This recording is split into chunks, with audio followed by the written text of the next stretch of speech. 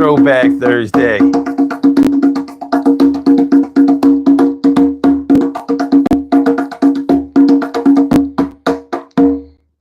Let's slow it down.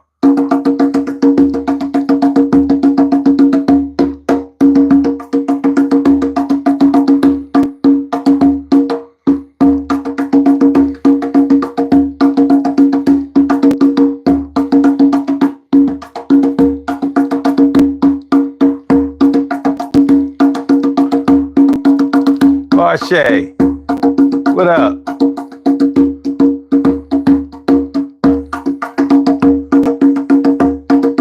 Good to see you.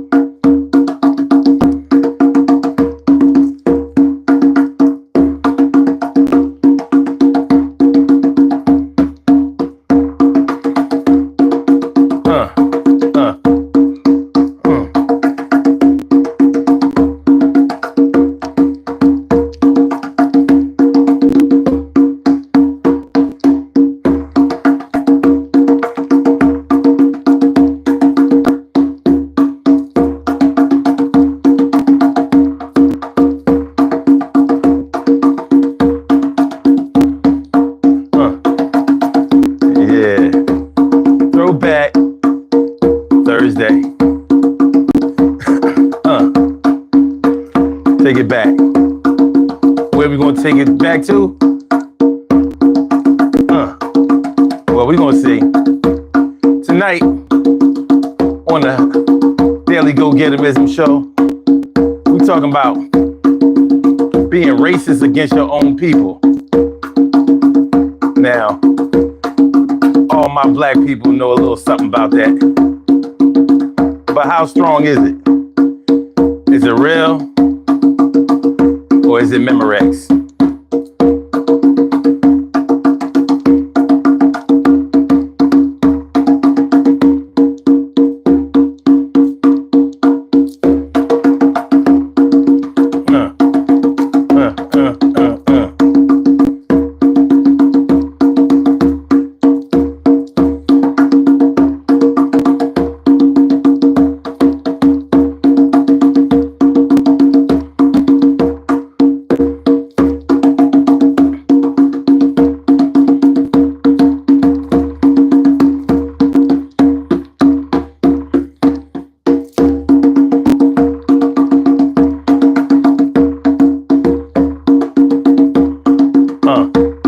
Tori 2200, what's good? How y'all feeling?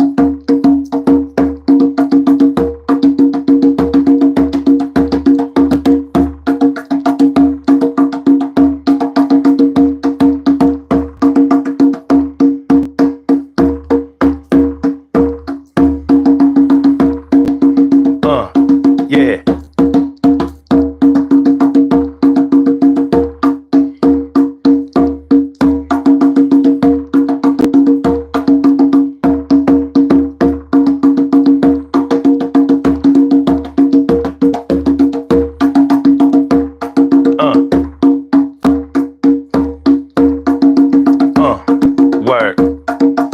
I hope y'all feeling good, like real men and real women.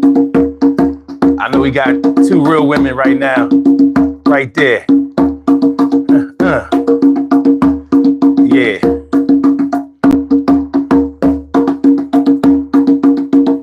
Make sure y'all hit that like button, y'all. Y'all know I don't ask for a lot.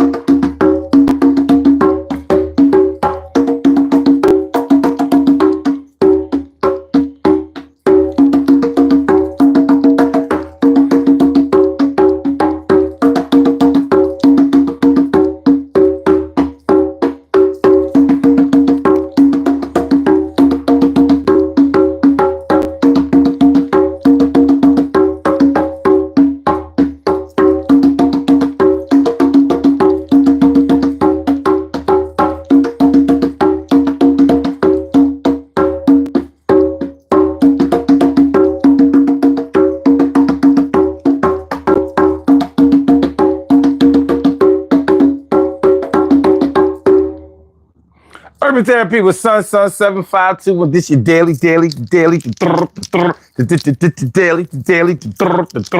the daily go-getter-mism show. You think it ain't when it is? You think it won't when it whiz? We are here and we are in motion. We do this thing. Taking off fast lane, no coasting. And everything is gonna be all right. We talking about being racist against your own people tonight.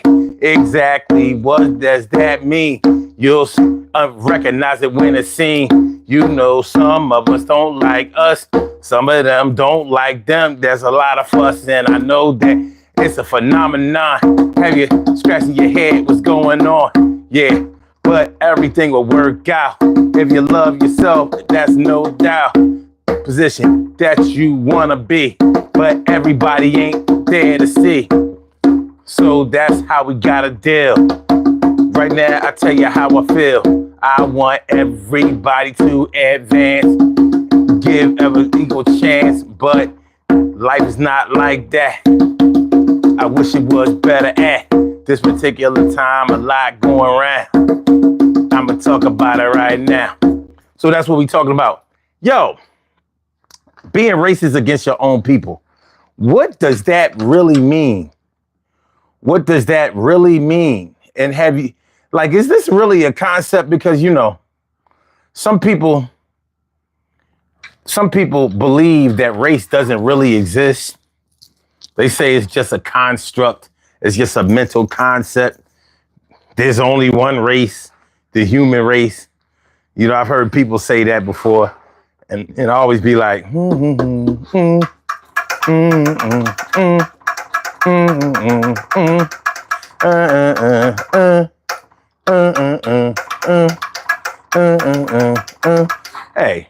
Hey, you can't make everybody believe what you want them to believe.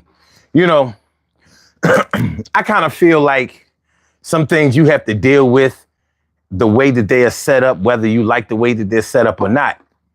So when you see somebody going against the grain and trying to make things be or sound the way that they want them to sound, and they expect you to go along with that, well, it can cause a little rift. It can cause a little rift, but this is what we gonna do tonight. We're gonna have this conversation about being racist against your own people. Conversation about being racist against your own people. Against your own people. What does that mean? What does that mean, Tim Scott? What does that mean, Byron Donalds? What does that mean, Uncle Tom? Clarence Thomas. What does that mean, Uncle Thomas? Well, you know it when you see it. And you know, it can be one of those things that's off-putting when you see somebody that really doesn't seem to ever favor their own people over other people.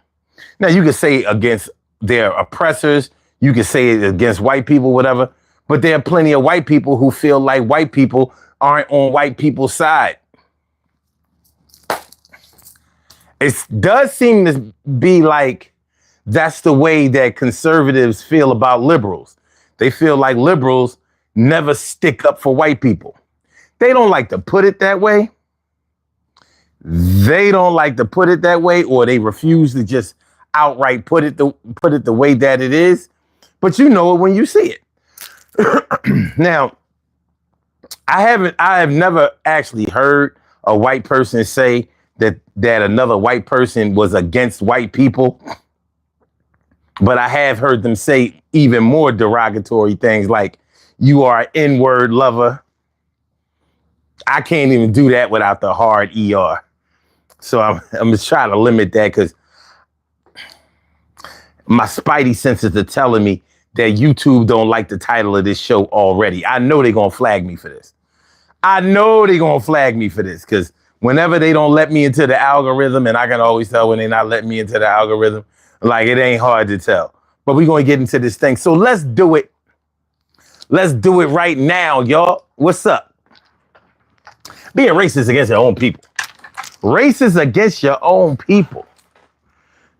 Some names come to mind. Some names come to mind when I think about this concept. when I think about this topic. But how can you really prove that they are racist? First of all, I think it's important to really define what racism is.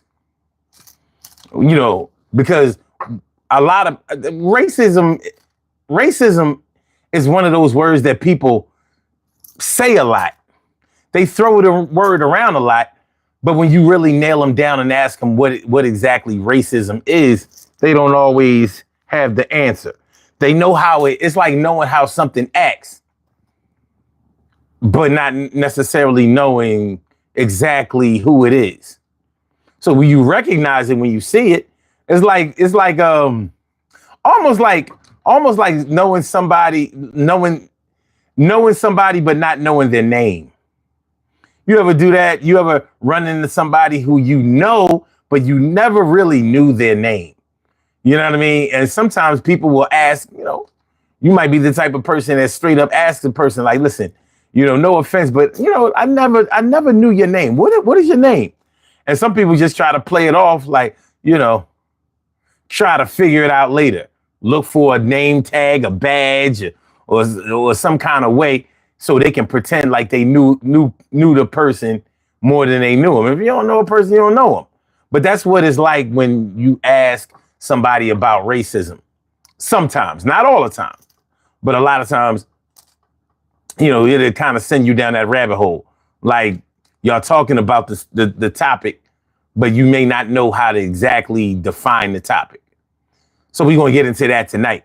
For me, let me see.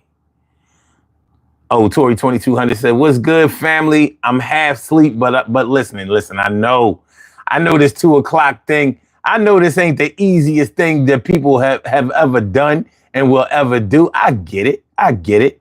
Tori 2200 also says, self-hate, uneducated, parent issues, and classism. Definitely all of the ingredients. Those are definitely all of the ingredients. We definitely have that going on. For me, racism is power. It's prejudice plus power. That's what it is for me. The ism in the word racism is what does it for me. So for me, it's more of a verb. Like I can hate whoever I want to hate or like whoever I want to like. But when you want to call it racism, I think, and this is just me, and I'm not saying that I'm right about this, but for me, just not liking a group of people is not racist to me. You may have racist feelings. You may even have racist ambitions. But for me, you have to have prejudice plus power. So you have to not like a particular race and then do things to kind of discriminate against them, freeze them out, keep them uneducated or undereducated, underfunded, disenfranchised, things like that. Things that will really affect them and their ability to advance or do better or be comfortable or just live a decent life. Because evidently this American dream concept is not for everybody. It's been pretty much proven that it's not for everybody. Some people can get some, but not everybody is going to be able to hang out. Not everybody is going to be able to get a ticket to this party. And it becomes crystal clear that it ain't like that. So Varshay says, exactly, bias and racism is not the same thing. Yes, because bias could be looked at as just having a preference. And a lot of times people who are racist will tell you that, no, I'm not racist. I just have a preference. Yeah, but if your preference is to keep somebody from being able to move into your neighborhood, that's racism.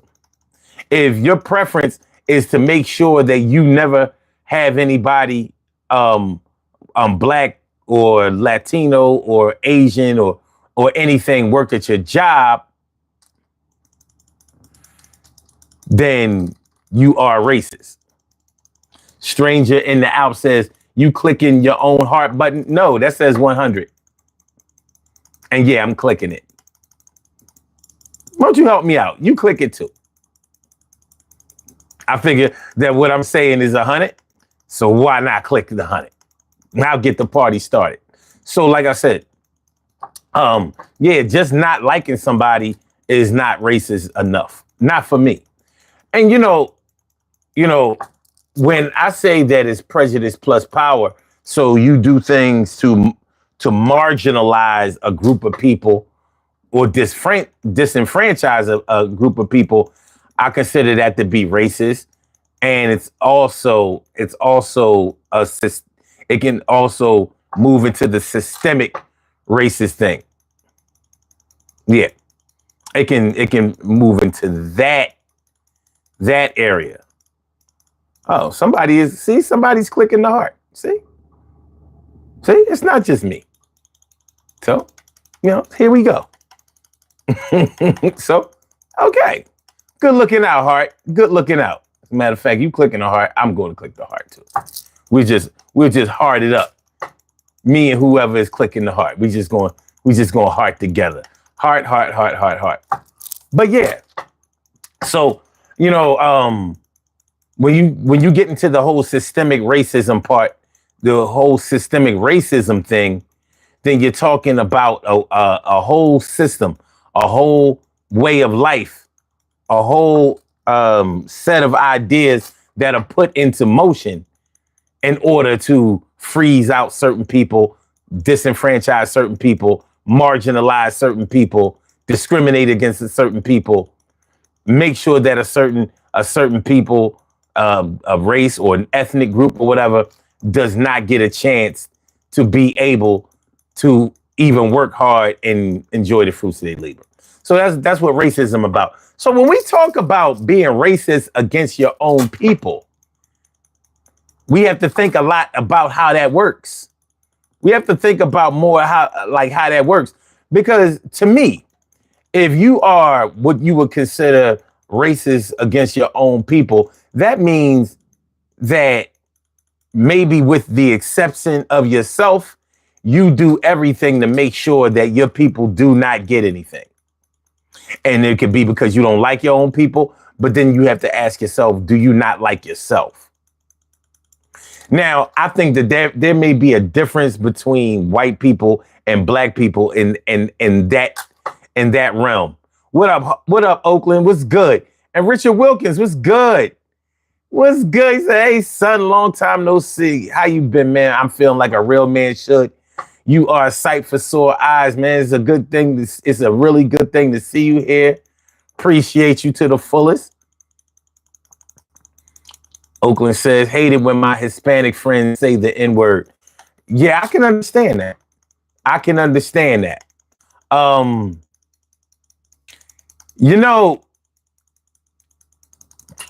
think if you are close to black culture and you partly identify with black culture, like if you are a Hispanic who understands or recognizes that there are black Hispanics, and maybe you grew up around a bunch of black people or whatever, I don't have as much of a problem with it. But you have to also think about the usage of that word in the context in which you might be using it, and whether there's venom, in the usage of the word. So when I hear Hispanics calling each other nigga, I don't really have a problem with it because I see that they're not weaponizing the word against each other. They may be recognizing, but they're not weaponizing. I got a problem with weaponizing. My man Jay Sloan is all up in the house. He says, oh, so this show is about Uncle Clarence Thomas. He definitely fits the bill of what we're talking about tonight. We're not going to be talking about him exclusively because you know what? One thing I'll say about Uncle Clarence Thomas, he definitely gave birth to a bunch of other black people who don't seem to like black people. But we still have to be careful with how we label people, Because just because you don't like your own race, does that mean that you don't like all of the people in your race? Or are you practicing like I like them when they act like this, but not like that. I like them when they do this, but not that. I don't like it when I have to explain what they're doing to my white friends. And a lot of black people feel that way. Like they are embarrassed by the things that their black counterparts do. Now, I think, and I can't be 100% sure of this. I think that that's where black people are separated from other people, because our self-hate looks a little bit different than other people's self-hate. It looks a little different. It feels a little different. And the way that we express it is definitely different. But I'm open to all challenges on that, because when we say racist against your own people, that's not something that we can just label anybody. That's something that we may have to prove. Now, will we be successful in proving it?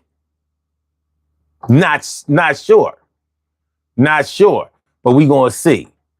What is that? Sicky Sick says, I agree with you, Baldy. Well, appreciate that, Harry. I appreciate you saying that, Harry. But let's get into it and let's see what we can find out. Richard Wilkins says, from the white perspective, I can say that I have become more racist toward my own. The social shift towards bigotry makes it difficult to associate with any racial group. Now it's interesting that you say that. He also says, it's hard not to hate your own when they hate people you love. And I love people of all backgrounds. Yeah, but that's that because you are disappointed or you disagree with some people in your race. Does that make you racist against them? Because I honestly feel like to be racist against somebody, you have to do something in order to keep them down. So I think that it takes more than just hate in order to be a racist. You know, like just because you don't like me because I'm black, I think that you have racist feelings. You might have racist ambitions, but I'm not sure if you qualify to be an out and out, full-blooded American racist. I'm not sure, because the racism that I'm used to keeps other races from being able to live where they are, keeps them from being able to eat. Think about Jim Crow. Think about the Jim Crow era. They literally had laws and a way of life that stopped black people from going to schools that they went to, from living in areas that they lived in, from shopping at stores that they shopped in, from working at jobs that they worked in. So they made it hard. Just, you know, you may be disappointed in your people, Richard, but you probably are not going to keep them from being able to live their lives comfortably. You're probably not interested in spending that kind of energy, because it ain't easy. That ain't easy. You understand what I'm saying? So, you know, we really have to look at this being racist towards your own people thing. And we probably have to put it under a microscope and make sure that is under there wiggling, you know what I mean, and doing something besides just hating. Probably. Richard says it's hard. Okay, I already read that. My bad. But yeah, so I'm not sure. Now the thing is, I've known black people who have actively done things to make sure that other black people don't have nothing, and that's crazy. That's crazy. Like, you know, even coming from slavery, there were literally slaves that stopped other slaves from being able to escape slavery. But even with that, I don't agree with it, but I understand why they did it, because we were taught to love a person or another race of people more than ourselves. So although I can be mad at the people who at the anti-abolitionist slaves, I can be mad at them, but at the end of the day, I have to understand them. I have to understand the mentality because it didn't stop. It's still going on today. We're going to talk about it because we are aware of some known racists in the black community that have done things, even things dealing with the law that would directly disenfranchise black people. And that's where you get Uncle Clarence Thomas from. He's a Supreme Court justice who has never, ever voted on a single thing that would have given black people a fair shot. Now, some people would call him he's just a conservative. He likes to call it down the line. Yeah, everybody wants to call it down the line when it comes to black people, but he don't do that. Not the same energy when it comes to white people. So we're gonna have a conversation tonight, man. It might get a little uncomfortable, but the thing is, the saving grace tonight is that I'm not going to get on white people about nothing. If they want to disenfranchise their own people, if they want to marginalize their own people, if they want to hate on and set their own people up for failure, well, I'm interested in hearing how they've done that because I haven't seen that done. Now, black people doing that to black people, I've seen it done. And I have examples. I got receipts tonight, baby. I got receipts. Okay. My man Jay Sloan says there is racism in a systemic sense. And then racism in a value sense. If you believe that race determines a person's worth, you are racist in values, in a value sense, whether or not you have power.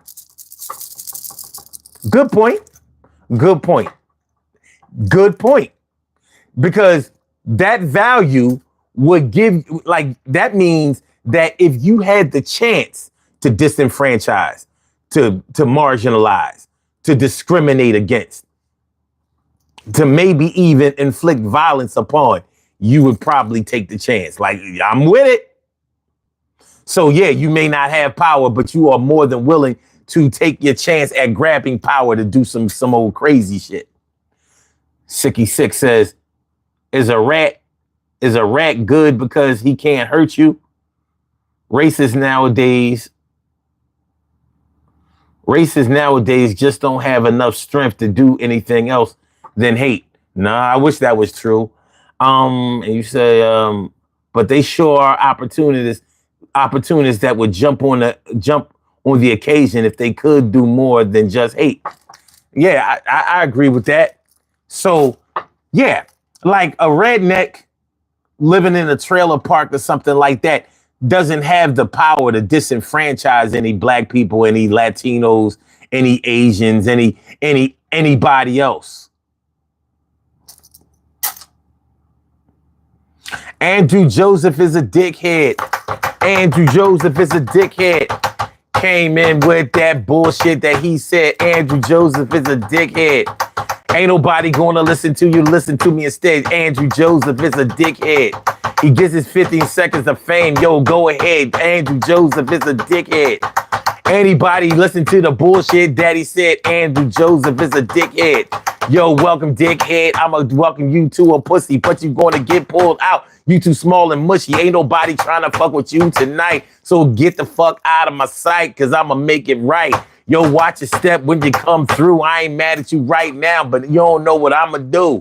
If you come in here, come correct, cause I'm on some other shit. I come at your neck. It's all about respect. You show a little, everything will be all right. We do this thing tonight. So watch where you're going, son. Everything is going to be outside. 7, 5, 1, 2. This is how we do. 3, 4. Don't come in here like a whore. 5, 6. Yo, get off my dick. Yo, Andrew Joseph is a dickhead, y'all. Yep. All right, let's go. Okay. All right. Oh, hold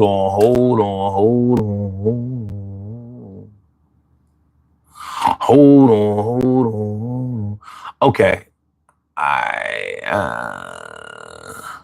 66 says actions stem from thoughts and feelings. So yes, you're a racist even if you don't act on it. Okay. Richard Wilkins says, not to take away from the original conversation, but I think power is where the imbalance between rich and poor usurps white and black. Of course, race and background impacts money. Well, when you start talking about power, I believe that everybody has a certain amount of power. Some people know how to exercise their power, and a lot of people don't know how to do it. But when a racist learns how to exercise their power in order to be racist, normally they do it with a purpose. Because just hating on somebody just because of their color or their culture is one thing.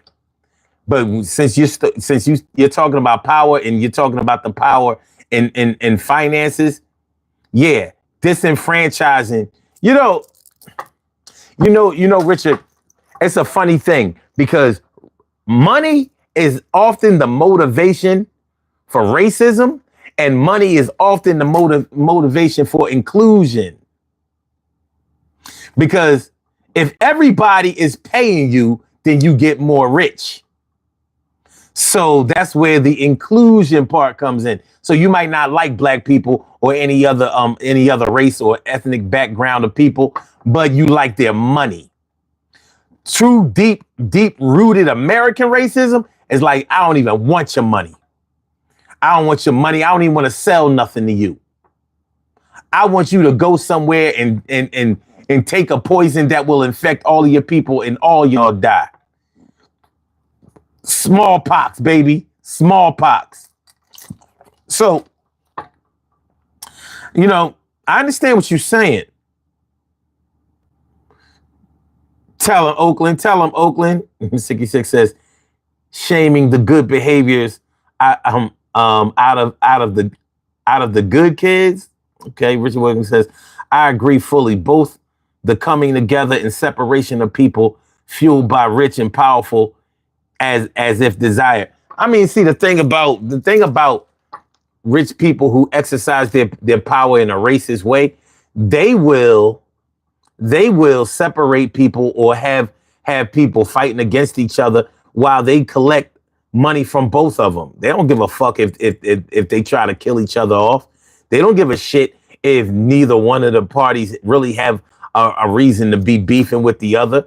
They're happy that that the two warring factions don't click up together and start looking at who's really profiting off of their hate.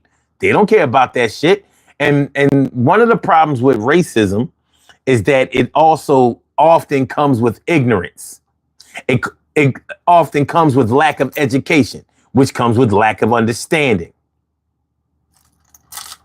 And we get it. Many of us get it from the cradle, from the cradle, which lasts with many of us till the grave. So that's what we're working with. Now, when we start talking about being racist towards your own people, let's do some names. Let's do some names. Now, we had Uncle Clarence Thomas. Now, you got to think, Clarence Thomas was sworn in the first George Bush term. You understand what I'm saying? He was coming in 1991? Fall of 91? Spring of 92? So he's been doing this. He's been doing this for a long time. A long time. Richard Wilkins says, would you consider Al Sharpton racist toward black people? No. I think Al Sharpton really wants black people to advance. But the thing about Al Sharpton is he's an opportunist. Al Sharpton don't play small ball. Al Sharpton doesn't march or protest or shine the light on small black causes. He wants to be an ambulance chaser. So when a black person gets killed by a white person or a white cop or something like that, here comes Al Sharpton and that fuck ass lawyer Crump.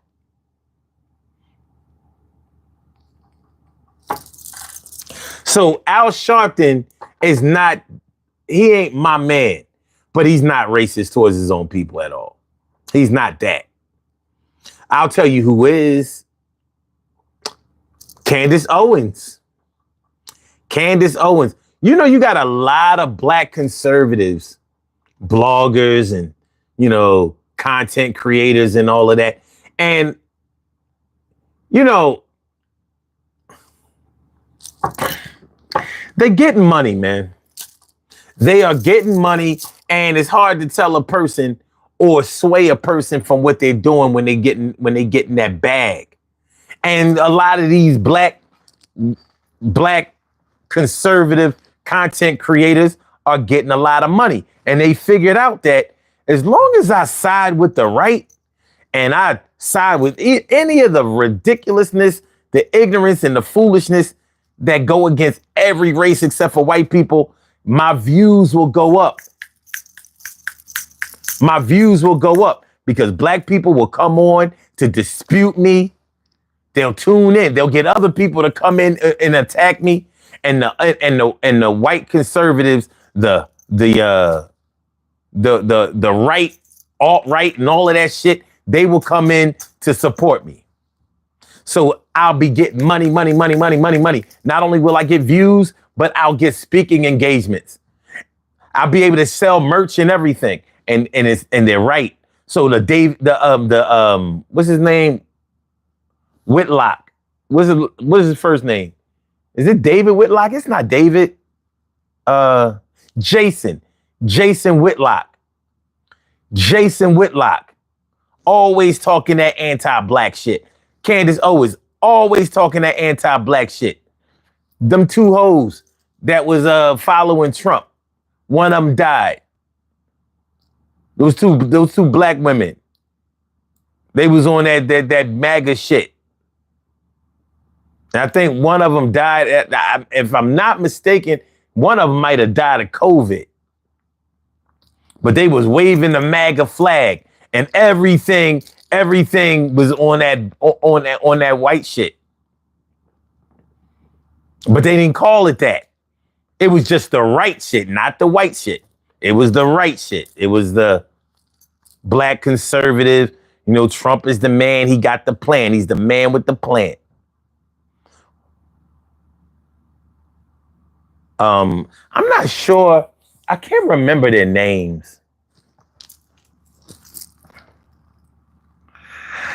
We're about to find out, though.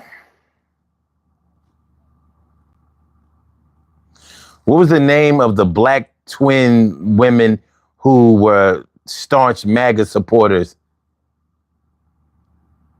Diamond and Silk. Diamond and Silk. Yeah. And one of them died in 2023. One of them died in 2023. And I'm not sure. Okay, that was the one that was named Silk. She died in 2023. Let me see how she died.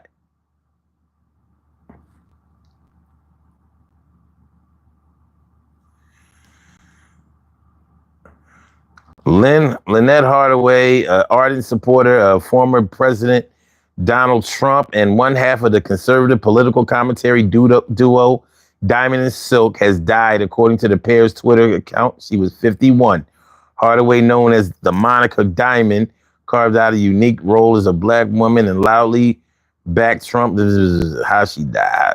Oh, Hardaway's cause of death has not been released. Trump, who called her death really bad news for Republicans.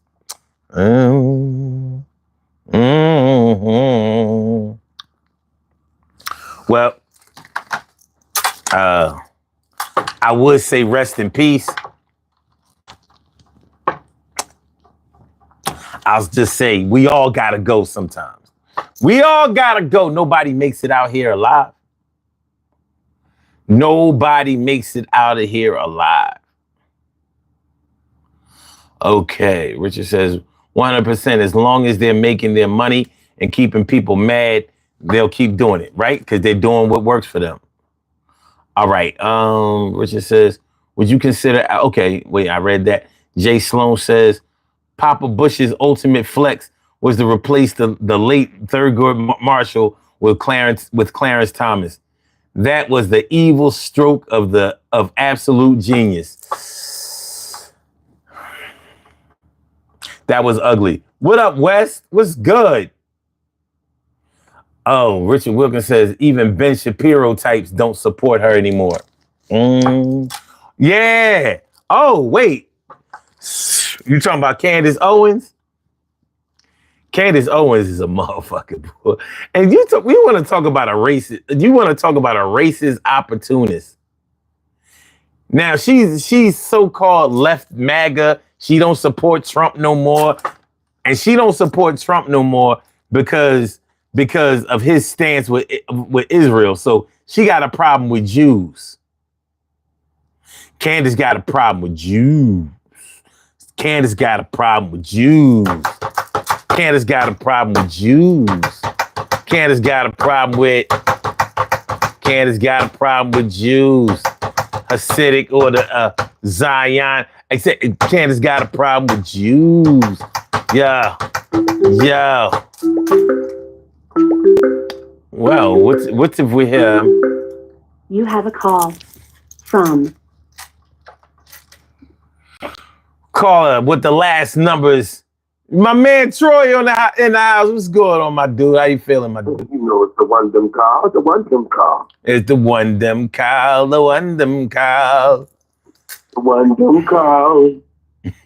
not going to be the them call. I'm going to be the one them call.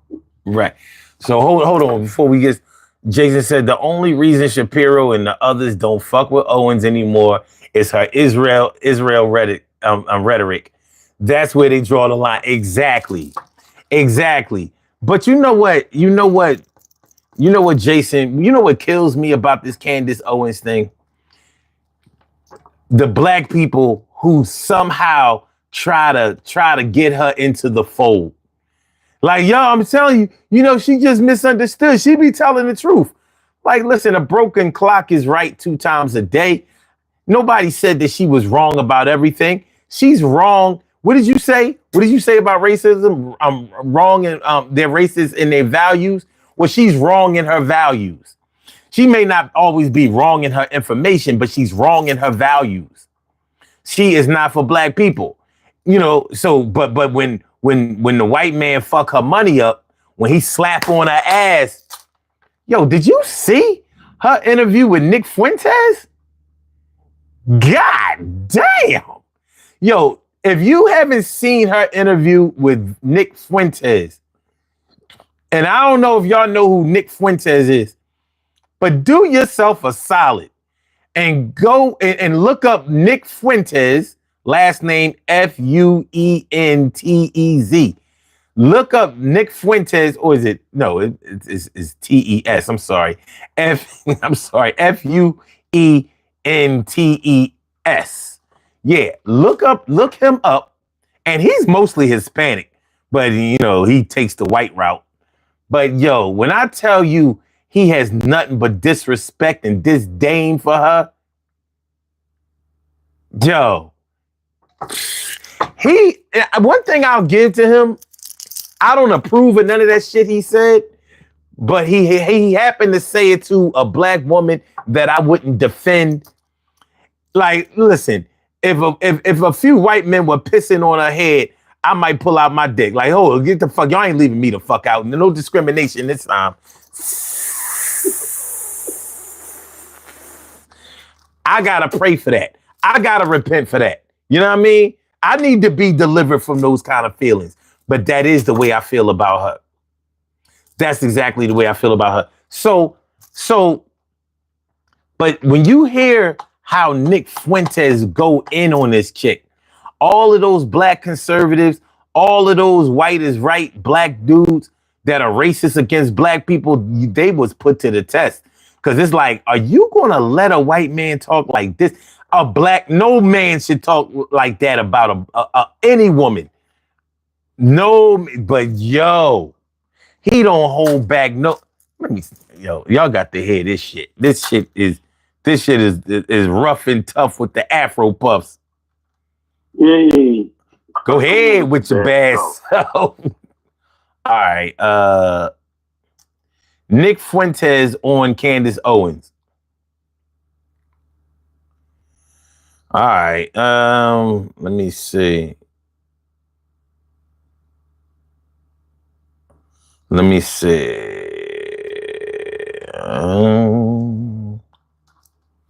Hold on. Coordinating with Elon Musk to attack him, called streamer a sheltered theater kid. No, I want the actual. So I ain't fucking with that. I want the actual video. Y'all got to see. Nick Fuentes on Candace Owens. Nick Fuentes on Candace Owens. Let's see. Crash out. Cause I don't want to have this shit where everybody is doing. I don't want to do no reaction videos and they stopping and starting. You don't think that there's group differences on average between the races? I think, just to be clear, I think there would be group differences if you took it, like we were talking about, an American versus somebody who graduates college in Europe. There'd be tremendous differences. Not tremendous, but yeah, there would be slight differences. Yeah. But you don't think that racially there's differences between races? I think, yeah, because we have huge differences culturally. So going to your point of saying, I don't want to live in a black neighborhood, well, neither does LeBron James when he gets money, right? And there's a reason for that, because there is something that's happening culturally in Black America that's been going on for a very long time.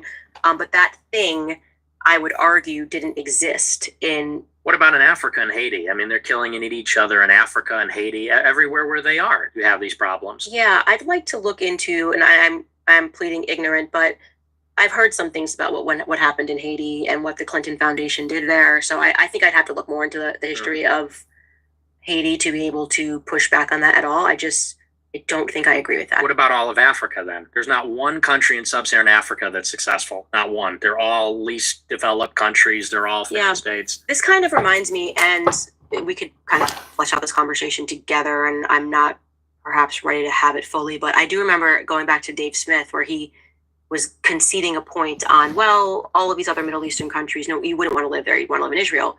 In my mind, I'm going, because you just keep bombing the crap out of them if they ever try to get ahead. I remember watching this clip of him saying that, going, why don't these countries get ahead? And kind of going back in my mind to the Gaddafi speech where he keeps speaking essentially about, here's what we got to do in Libya to get ahead. Here's what we're going to do with the dollar, and we're going to be progressive and this and that. And they killed him. And then what happened to those Libyan refugees? Suddenly they're now pouring into, just like he said was going to happen, that they were now pouring into the European continent, and Europeans are complaining, who are these people? And so the question is, are we allowing, because I'm like, Africa's a pretty rich country. Like, why aren't Africans controlling the diamond trade? Who's taking all of the diamonds so that they can't control the diamond trade? And how long have these people been doing that, being essentially culture vultures? That's kind of the journey that I've been on now in terms of really trying to go back and look into history to see what's happened. And I never trust myself when I have a perspective now, because I realize how much of my opinions and beliefs were shaped by the public school system. And so I don't think you're right. I think that there has been a very sophisticated effort to, just like you would say now, in terms of people that are intentionally attacking Anglo-Saxons. I just looked up that there were these books that were written to, we must genocide the Anglo-Saxons, that were going on for a lot longer than I realized. History didn't begin with World War II, but I think it would take a lot of time to kind of unpack that. Yeah. Like, are we stopping people from getting ahead just because? I didn't even see this part. Being honest with you, that just sounds to me like a left-wing argument when they say, why don't these countries get ahead? Colonialism, you're a colonizer. It's like, okay, but when we got there, they had no development. When we got to Africa, they had no technological development. So you think that even if we weren't at war, and sure, you could say that you think that's a leftist argument. I would only push back on that because I've learned so much about just like recent history that I didn't know. But you think that the Middle East, like if we had done nothing in terms of the Middle East, that they would just be savages and just be like, America didn't do anything to set. He doesn't set anything backwards. You're just like bombing a place. Yeah.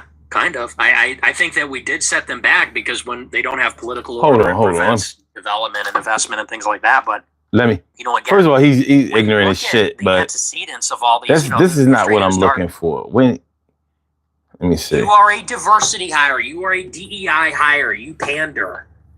You know, and she thinks she's some kind of boss bitch. Yeah, you're a bitch, but like you didn't get that way because you're a super smart boss. You got that way because you're a super bitchy black token. Like, it is what it is. So I don't know that anyone's ever told her that, but that's the obvious. And I'm kind of done with all the Uncle Toms. In a way, I'm done with all the Uncle Toms. I'm done with Jason Whitlock. I'm done with Candace Owens. I'm done with all the Uncle Tom token blacks. Like, you're not that smart. You're not even that conservative. You built your career on a grift that is now dead. You were hired when diversity quotas were a thing. You were hired when white guilt is a thing. I don't feel white guilt. I never have. DEI is over. So now you're done. You need to be fired. Like, you're done. Yeah, he went in more than that, but you know, all of the bitch shit and all of that. Hold on, let me see. I'm gonna find this shit because he was going stupid. But I wish I could find his channel, you know. But he was actually going in on her. All right, hold on. She might have it. Come on. Yeah, that's what she texted me. She goes, "I'm calling you." Okay, here we go. And they all want to be Oprah. Brett Cooper, Candace Owens went over to shows. It's totally unimpressive. And she would. Wilson, and Candace Owens was talking shit about Nick Fuentes. Okay. Which led Nick Fuentes to say this about Candace Owens. To her, totally unimpressive. I watch her shows. It's totally unimpressive. And she's cute. She's good looking. She's put together. You know, as women are. Women are good at being Barbie dolls, you know. And they all want to be Oprah. Brett Cooper, Candace Owens. They all just want to be Oprah. They don't care about this shit. That's all nonsense. They don't care about this stuff. They all want to do a talk show. So she want to do a Barbara Walters, tough interview. Okay. Well, you got what you wanted. So anyway, so that was our collaboration. That was my thoughts on it. The response from almost everybody said the same thing. They said she was emotional. She was triggered about race. She was being almost deliberately obtuse, that it was tedious getting into the screenshots, the drama. And above all else, put some respect on my name. And I hit the nail on my head at the end. I kind of went off. And I said, look, I was 17. What's your excuse? You know, you got married later than me. You got red-pilled later than me. You became a truth teller later than me. And you haven't gone through a fraction of what I've gone through. And she wants to call me out. That's what she texted me. She goes, I'm calling you out. And my response to that is, bitch, you have no right to call me. And maybe it's time for you as a woman to sit down and shut the fuck up. That's me, a man. You want to say, make me a sandwich? Okay, this is me, a man, telling you, a woman, to sit down and shut the fuck up before you call out anybody else. Sit down and shut the fuck up, bitch. I'm so sick of it. She's got her book, Make Me a Sandwich. That's the book cover. Her book cover is her sitting cross-legged. I'm going to sit... Her book is her sitting cross-legged, make him a sandwich. Okay. You want that, huh? All right. Well, hey, listen, Daddy's home. Hey, a real man is home. I'm pulling up my sleeves.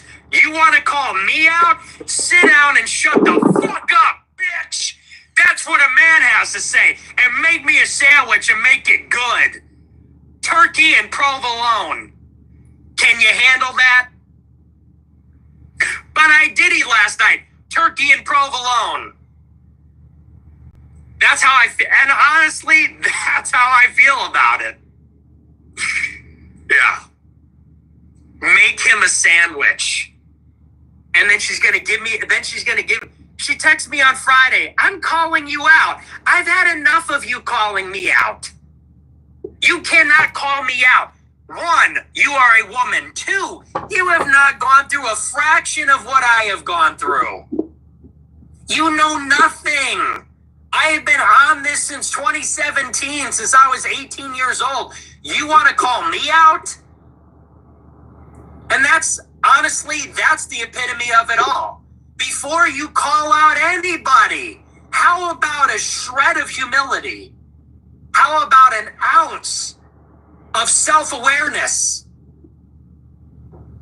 Why don't you observe the fact that while you had a contract at Daily Wire, Turning Point USA, InfoWars, book deals, and by the way, because you're a black woman, because you're a semi-articulate black woman, you're like Obama. She don't talk with that Negro dialect. She was a black woman who did the conservative grift, and she rode that tokenism doing fucking Blexit for 10 years, making millions of dollars, and then married into a wealthy family, and then discovered there's something going on with Israel after only everybody started to notice. Now you want to call me out, the OG?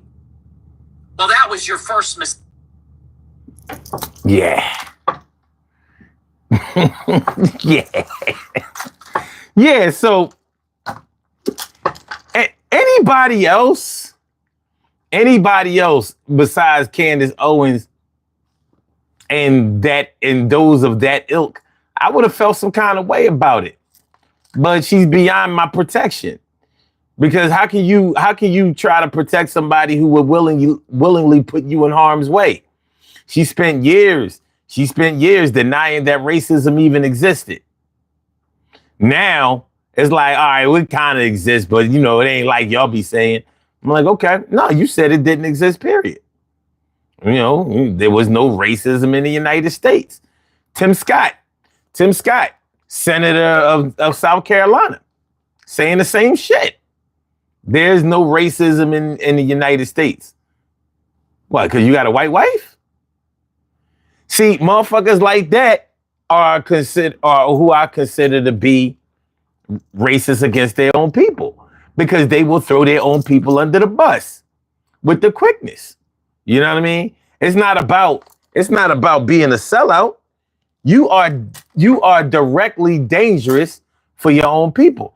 Now, if it was a situation where you just let's say, how people was mad at Bill Cosby back in the early 2000s or whatever, because he was calling black people on, using the word nigga and having their pants hanging off their ass and blah, blah, blah, blah, blah. Basically, what I got out of it was he was mad at black people for not acting like they was ready to go get a job and be like, stand-up citizens or some shit like that. I didn't take what he was saying as a diss. But the thing is, I understood why people took it another way, because essentially what you're saying also is that I have to live by the standards of what the white man has set for us. So even when I'm amongst my own people, I have to act like I'm amongst the other man or other people, or I'm going to embarrass you. So I kind of understood where people had a problem with him. I did. But I know where Bill's heart is. And I also know what he did in Hollywood to try to improve the image of black people on TV, which is the image that a lot of people were seeing around the world. I get it. At some point, somebody has to be concerned with more than just image. It's just like the black person that says, I'm going to make sure that I name my child regular European names so they won't have a problem getting a job earlier. So they won't be discriminated right at the application level. And when I hear people say that kind of dumb shit, I'm like, how about you name your child what you think, a name that you are comfortable with, you and whoever you're having a child with, And how about you teach them to not only be able to get a job regardless of racist or discriminatory practices, but how about you teach them how to actually make a job for themselves and maybe put themselves in a position to be able to hire instead of be hired. How about you do that? But I get it. But that's, I wanted y'all to hear and possibly see some of the stuff that Nick Fuentes was saying. And this stuff isn't being challenged. None of this stuff was being challenged by the what's the boy's name? First of all, they're these young cats called the Cartier family. These motherfuckers is off the chain on that bullshit, And these are young cats. And they wasn't on that conservative right wing type of shit at first. But then you got Charleston White. I ain't hear him say nothing about Nick Fuentes or, anything to the contrary of his beliefs or what he said or his feelings.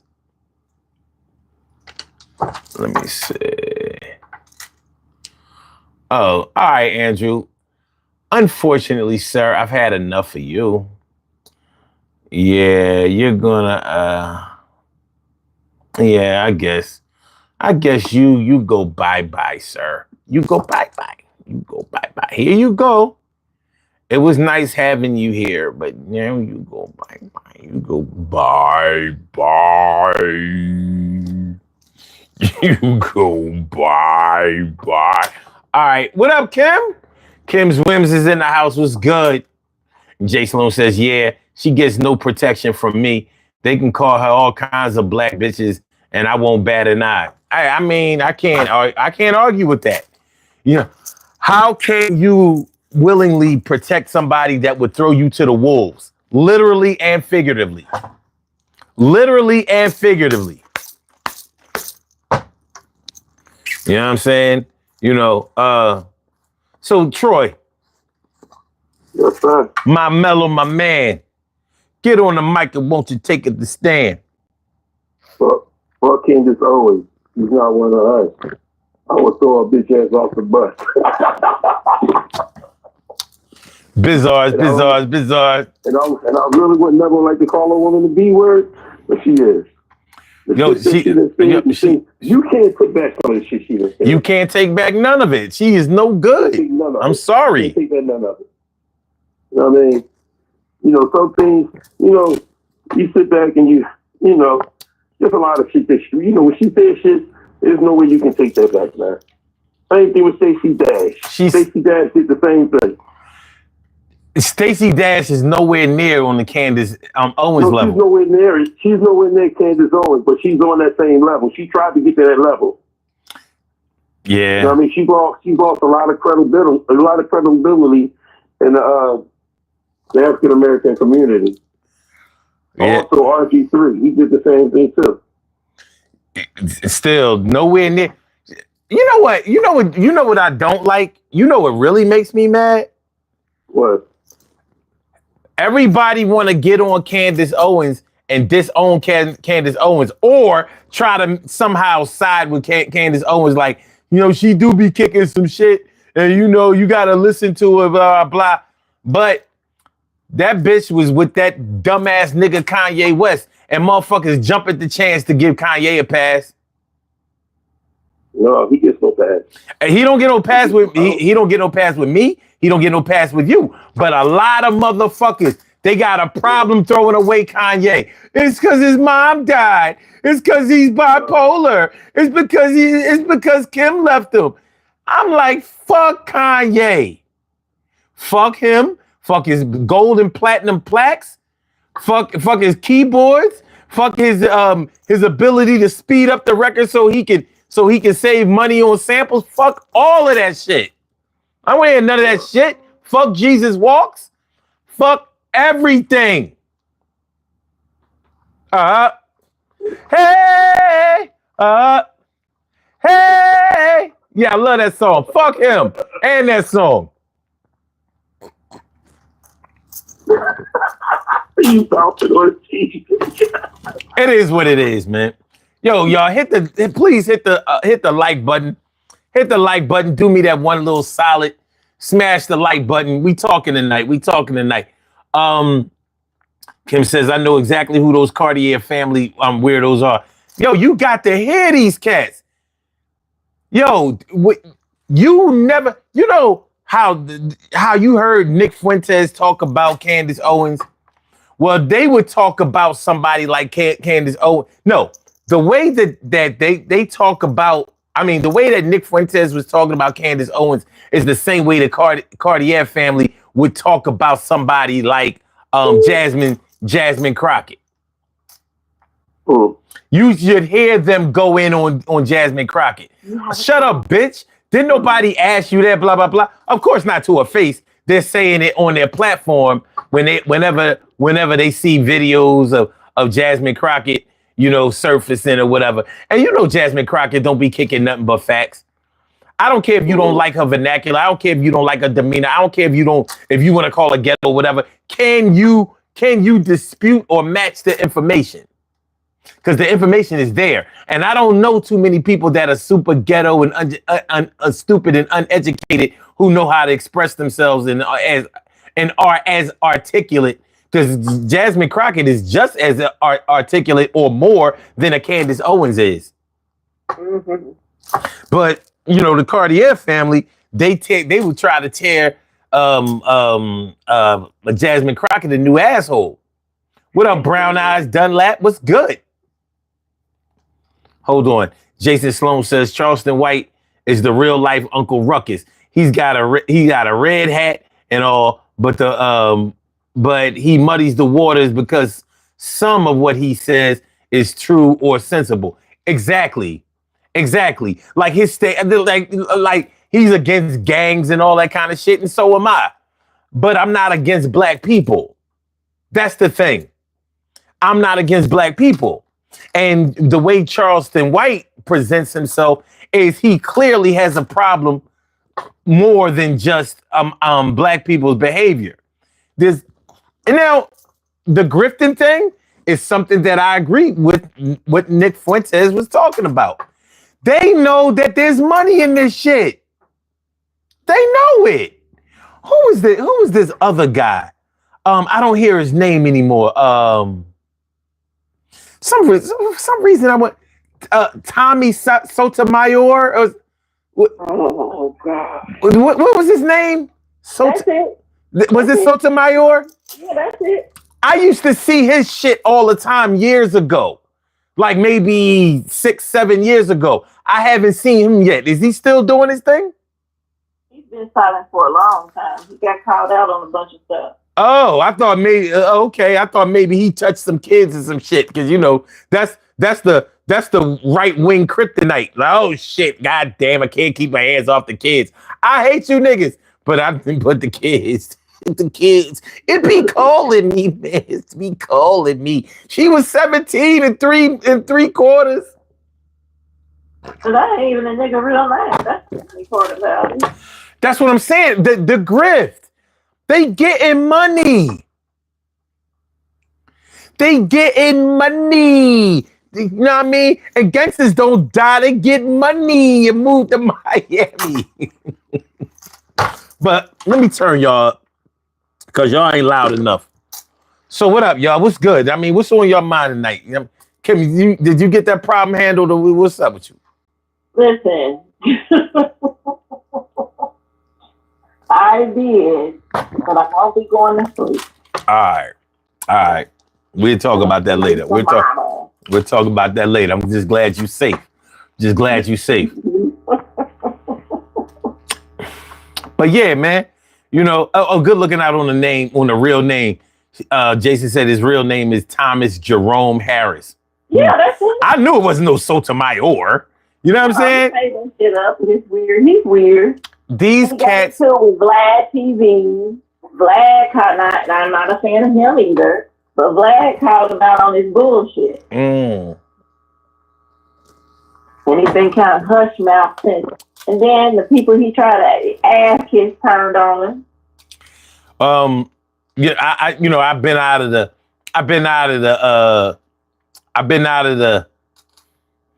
the coon loop for a minute. Please pardon me. I've been out of the coon loop. You know what I mean? I'm only up on the new coons, the old coons, the pre-coons. You know what I'm saying? The OG coons. I gotta check on them. I haven't brought up Sotomayor's name, and I'm not sure if I've heard it in the last 4 or 5 years. No. That I can remember. He tried to emerge about a year or so ago, and he got shut down real fast. Well, I'm glad to hear that. I hope that, things get a lot worse.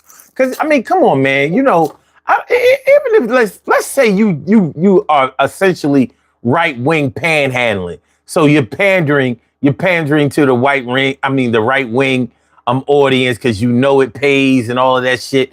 And maybe maybe you don't believe all of that shit that you're saying, but you doing it like a character would in a play or a movie or whatever, or some kind of production. So you don't agree with all of the shit that you're saying, but you just playing your part. You know what I'm saying? There are consequences to this.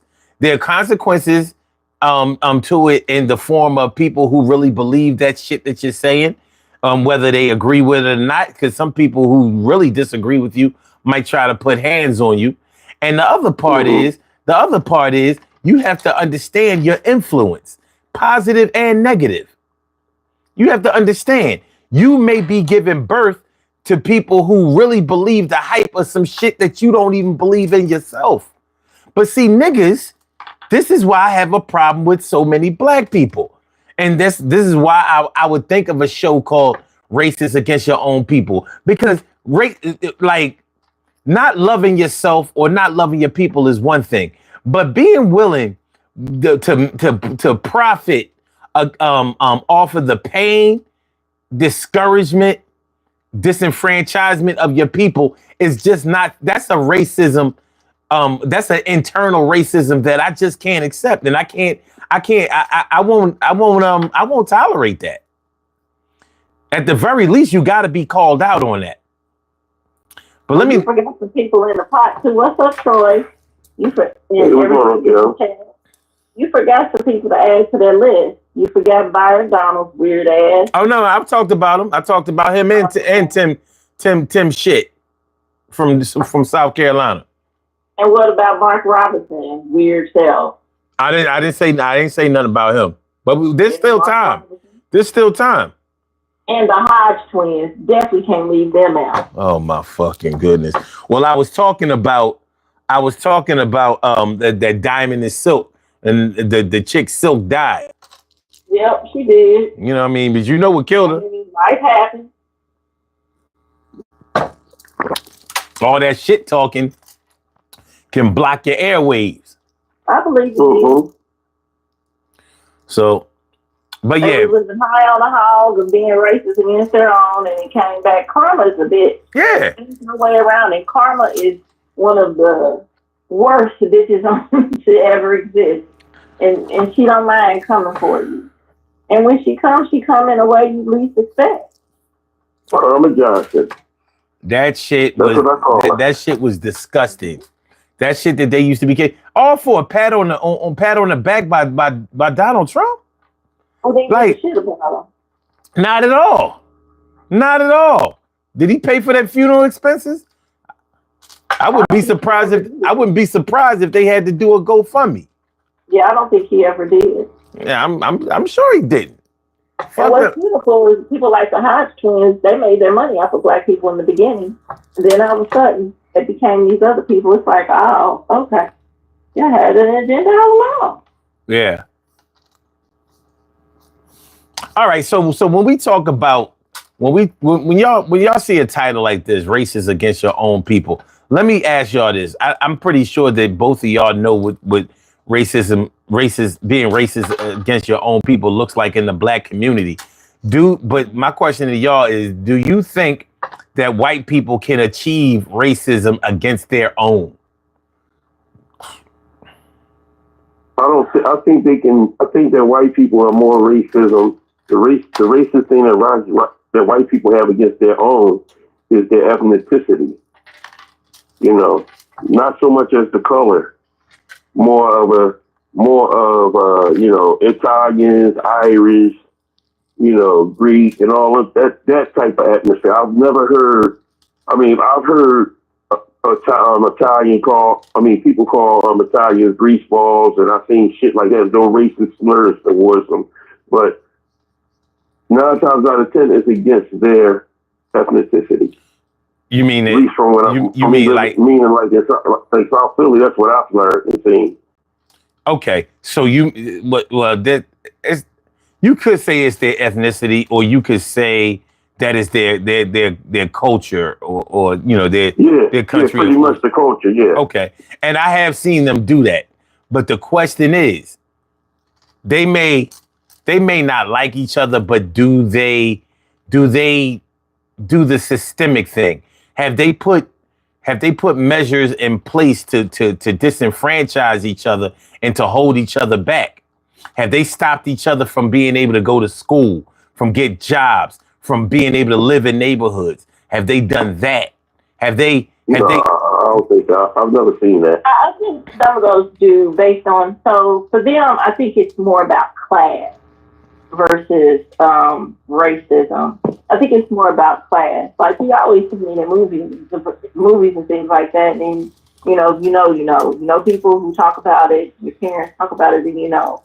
I think for them, some are more embarrassed than being racist against their own. They're more embarrassed, but I think it's more about class. Like, we'll see how those who have less money are treated just as bad as they treat someone else or a different culture, ethnicity. They'll treat them just as bad versus being racist against them. So I think theirs is more class. However, like Troy said, I do know that they consider, like, a true Irish person will tell you that they have experienced some of the same air quote racism that Black people have due to other white people, because for a long time, specific ones treated them like the bastard child of their, because they didn't consider them white in the sense that they didn't have blonde hair, blue eyes. They didn't have the same distinctive look. They do carry a certain look that reminds them that they all have a drop or two of within them. And Irish people do have a look. They have features that look more Afrocentric. Irish people? And Anglo-Saxon, true Irish people do. So they have been treated different. I'm not defending, but I'm just telling the truth. They look white to me.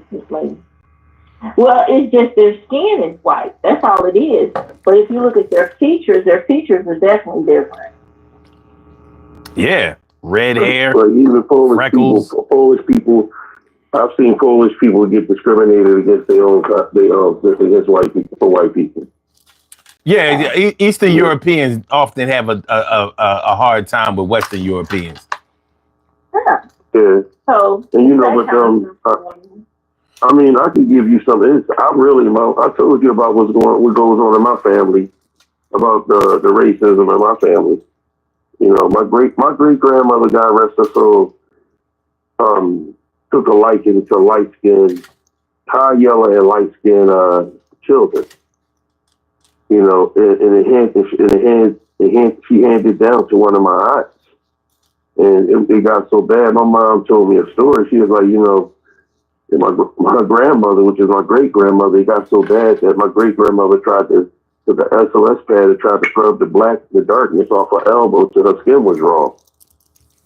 With the SOS pad, you know, and it's like, I'm saying to myself, wow, you know, when you telling your son that he's like almost an adult. He's in his teenage years. You start looking at your great grandmother in a different way because this is your mother. But then you see your aunt.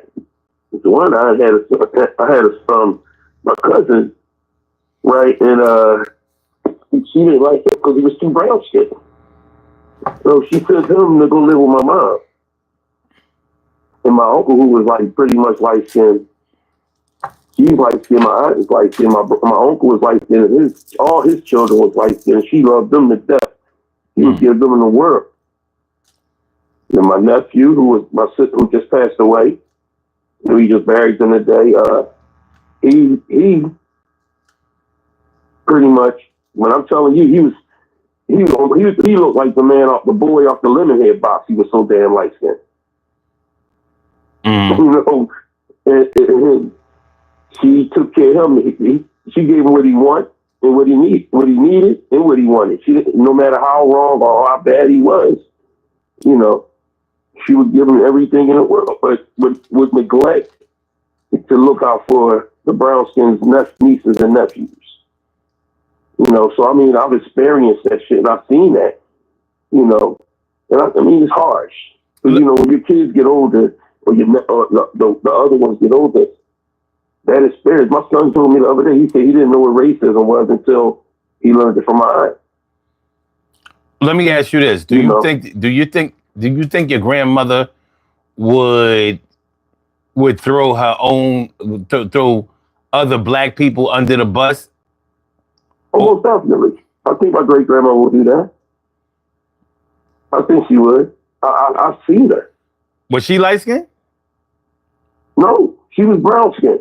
But you know, she my great grandmother and my great grandmother, at one point in time we had 6 generations. It was in the Daily News and everything. And you know, this has to be some type of generational curse because it was handed down through the generation. Because my great grandmother lived to be 100 and she was 105. You know, and she was still, you know, she was still vibrant. She was walking around. She was walking around, walking up the subway steps and at 56th Street, at 56th and Market, and you know, what took her down was just old age, because she was still vibrant. Okay. But you know, I mean, she would say some things out of her mouth, man, and you'd be like, one time she had said something. Just when I was younger and I was gaining weight. She was like, your fat motherfucking ass better lose that fucking weight. So I knew something was wrong as we got older, as she got started getting older, and I knew she was up in her years, and I think she knew she was getting ready to pass away because she started talking to me nice, and I was like, no, Grandma, there's no reason for you to talk to me nice, because I already talked to God about how disrespectful and ignorant your ass is. You want to help. You know, you damn right. No, you can't do that to children and not expect for that to be. And it's coming from your own great grandmother, your own great grandmother, and your aunt. You can't discriminate against your own people like that. Inside the family, that shit affected my son. That shit affected my daughters. You know what I'm saying? So I mean, at the end of the day, I'm a firm believer of saying fuck you. Okay. You know, when I got into my years, I would never disrespect my grandmother, my grandfather, my grandmother, my grandfather. I wouldn't disrespect none of my elders. But I already told you, son, my breaking point was March 5th, 2020, the day Norma McMill died. My mom. That's the breaking point. There's nothing you can say to me. There's nothing you can, from everything that y'all done, you know, it still sticks. It's like throwing a piece of pasta on the wall and it stayed there because it's not done yet. Okay. Learned that from Italian, man. You know, and that's the thing about it, man. That discrimination is your own color. Like, let's just talk about one person, RG3. The way he reposted the WNBA cover of Angela Reese on it. It had one couple with her on it, and then somebody posted her looking like a monkey. So he reposted that on his podcast, and consider you have over maybe 2 million people watching it. You've given them people, them individuals, opportunities to use that against her. So he pretty much said he lifted the bus up and threw underneath it. D.L. Hughley came at him. Ryan Clark came at him. Shaq said, "Listen, I'm gonna tell you one more time. You mess with my Angela again, when I see you, I'm gonna punch you in your fucking face." I mean, do not mess with my Angela. You know, and at the end of the day, I mean, we got so many other things to deal with, but to create our own injustice within our own race is a hypocrisy. But it comes from slave times. It's a thing that's handed down from generation to generation. You know, just like racism in white families. It's taught. Everything that goes down is something that's taught within the family. There has to be a breaking point when you break that cycle. If you don't break that cycle, it's going to keep being handed down. But when we're talking about, it seems like we're always talking about black people when you talk about being racist against your own people. Because I just don't see other races or other cultures or other ethnic backgrounds or any other people being willing to not just not associate with their own race, but to willingly marginalize them, disenfranchise them, and put them in a position to be hurt. Yeah, most definitely. I don't see. And that's everywhere, son. That's at work. That's on the street. That's in the store. I'm talking about in life in general. You know what I'm saying? Yeah, like they don't want to see. They don't want to. But what confuses me is how can you feel that way towards your people and even practice that in people and not think that it's going to visit you? How do you think it's not going to affect you? That's the part that I haven't been able to get a hold of. That's the part I haven't been able to figure out. You know, like I've seen white people do things for black people, whatever, and they might get called nigger lover or something like that. But those white people just believe that everybody should have a fair shake or at least a decent chance. They're not saying that white people can't have nothing. They're not punishing any white people for what they've done to anybody else. All they're saying is, listen, man, you know, these people over here deserve a decent chance to get ahead or enjoy their lives just like everybody else. And you know, there's some white people who don't believe that or in that way of thinking. And so, you know, just like the abolitionists were called nigger lovers and all that kind of stuff because they were helping black people to escape slavery. So many of them were considered to be. Just listen at this, man. I ain't trying to cut you off. Just look at Candace Owens and other black people that was against affirmative action. Well, we talked extensively about Candace Owens. This is right. One of the problems. I mean, but there's also other black people that was against that. They wanted to abolish that so black people couldn't get a fair shake. They don't even know that that's what that was for. But because they don't look at programs like affirmative action as a fair shake, black people think that it's a disgrace to get assistance, you know, to get help. You know, that's supposed to be, you know, we supposed to pull ourselves up by our bootstraps and to shake off any of the negative history that we've had, because we got to stop blaming slavery. We got to stop blaming the white man and all that. Okay, fine. We do have to stop blaming slavery and the white man for all of our current problems. However, if you can take away the history that affected people who don't understand and don't have a chance and don't have the tools to pull themselves up by their bootstraps or get it out the mud and all of that, then we have something that we can talk about. But so black people they have this meritorious type of notion going on in their minds. They have this meritorious thing, this concept that they want to have belief in. So they don't want to be the black person that only got something because they were black or because they people suffered. They want to be the ones that were on equal footing with white people, not realizing, not recognizing, and not knowing that white people have you have to understand that they invented welfare. They didn't invent it for your black ass. So they have been helping each other out for centuries.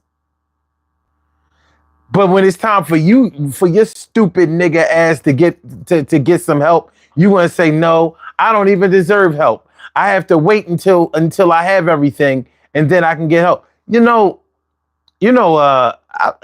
was in college, I learned a lesson from my man I went to school with, because it was 1992 and it was time for us to do our internship for our major. So I was gonna go to Philly and maybe work, even though I didn't want to, like maybe at the probation and parole office or the police department or something like that, because I was taking administration of justice at the time. And I wasn't aware of all the options. And my man was like, nah, we going to Holland. And I was like, what you mean? He was like, no, we going to Holland. And the GPA that it took to go to Holland wasn't what I had. And I know it wasn't what he had. And he was like, yo, man, they can waive all of that. We going overseas, man. We can go to Amsterdam and, you know what I mean? We can do our thing over there. And I was like, are you sure? He was like, yeah. And he pretty much, showed me the way. He was right. It wasn't, how we always talk about how a closed mouth don't get fed. Well, a closed book don't get read. So, hey, okay, bro. Hey, I like that one. I gotta keep that one. It's an actual fact. You don't know what you can. You don't know what you can get if you don't ask for it. You don't know what's available if you don't search for it. So I would have been back here working in Philly on some dumb shit. I may have still learned a lot, but I wouldn't have gotten the experience of being able to go to Europe for 6 weeks. You understand what I mean? So he knew, and his black ass, even though he was light skinned, he helped me out. You know what I'm saying? So he had less going on academically than I had, but he knew a way that we could both prosper. If he was hating, he could have just went himself. Like, I went to Holland, you ain't get to go. But white people have been helping each other out with affirmative action and good old boy system and getting grandfathered in and all of that kind of shit for centuries. But when it's time for these dumbass black people to get theirs, they telling them, no, I only want to get it if I 100% work for it myself and got it that way. Why? So people who don't even have it yet can tell you that what you have is not legit, even though you know what you're supposed to know and you're qualified probably beyond what the qualifications were. Like, that's dumb. That's dumb. But that's another way that we disenfranchise ourselves because we don't believe that we are worthy. That's true. So it's fucked up. It is. It's fucked up where we are. I mean, it's the one movie I always look at when the racism kicked in is It's just that one Spike Lee movie that shows you everything, and that's School Days. School Days alone told you a lot about us as individuals. You know what I mean? Because when you got the light skinned girls going against the light skinned girls calling the black girls jigaboos, and you know what I'm saying, and all that stuff, and they got the straight hair, and you know, and then you got the light skinned boys from Gamma Phi Gamma, and the boys with Lawrence Fishburne and all of them. You know. Yeah. So, I mean, it's always it's society. We have to go back to the origin of it, even though it is part of what slavery did. It developed that crabs in a barrel mentality back then, and the cycle has yet to be broken. You know, and I like what you said earlier about how people use certain situations just to get clout and to get likes and to go viral. You know what I mean? Like me personally, Charleston White, I can't stand Charleston White. Mm. Yes, he will say some things that make sense, but he will also sit back and say some shit that's degrading the black people. I'm a firm believer of 15 minutes of fame, but he had to overextend his 15 minutes of fame. I've never been a Charleston White fan, because at the end of the day, he says some shit out of his mouth, you know, that you just should keep to yourself and don't disrespect the person. If a person got murdered, you don't disrespect that. You know what I'm saying? You don't disrespect that. You don't talk about that person's loss. You don't hurt people like that. You know what I mean? Because that, honestly, when you go to that person's face, you already know you coming with security. You created a hostile environment for yourself. You know, but yeah, he's another one of the people that throw us under the bus. Mm-hmm. Throw us under the bus. And there's a lot of them that be on that motherfucking shit. And low key, so does Umar Johnson. Low key, he does too. He does what? He talks a good game. He throws us under the bus too. He talks a good game on the front, but on the backside, he low key says some little negative shit all the time too. He just finds a way to hide it behind him saying bigger words. Umar is in a lot of trouble right now. That he definitely put himself in. But Umar, first of all, Umar is a grifter. He all about that cash. Anybody who talks about Pan-Africanism is after money, because the shit brings in money. The Pan-Africanism is the black version of the conservatism shit. You will never find any. Can I ask you something, son? Isn't that something that Marcus Garvey ran off of? Yeah, that's what I thought it was. Yeah, but Marcus Garvey didn't have his hands in nobody's pockets all the time. There you go. Right. You know what I mean? So it wasn't like that. And that's why he got deported and all of that shit and all of that. But the thing about Umar is Umar definitely loves black people. But the thing is, Umar wants to associate American black people with the whole African thing. And